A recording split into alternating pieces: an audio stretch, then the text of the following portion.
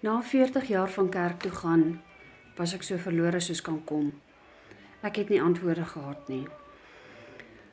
Na 40 jaar se gevoel van verwerping, skuldgevoelens in my ronddra, vrese in my ronddra, het ek eendag tot die Here geroep en gesê, Here, asseblief help my, ek kan nie meer nie. Ek kan nie alles op my eie mee fix nie. Die Here het vir my na Louis se website toe verwys, en van daar af het ek 'n pad begin stap met pastoor Louis. En wat 'n absolute bevrydende kursus was hierdie nie. Kennis wat ek opgedoen het, wat ek in 40 jaar nie by die kerk gekry het nie.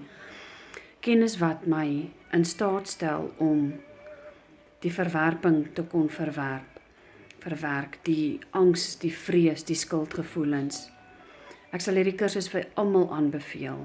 As jy jou lewe wil omkeer en jy wil direk met die Here kan kommunikeer, om te hoor wat is die pad wat hy wil hê jy moet stap, is hierdie die pad om te gaan. My man is deur hierdie kursus. Op hierdie stadium is my dogter besig daarmee, en van daar af is dit die ouma se beurt. So Satan, jy beter nou maar wyk uit hierdie familie uit, want ons is besig om ons almal te panser teen jou. Volg pastoor Louis se kursus. Dit is 'n absolute bevrydende belewenis.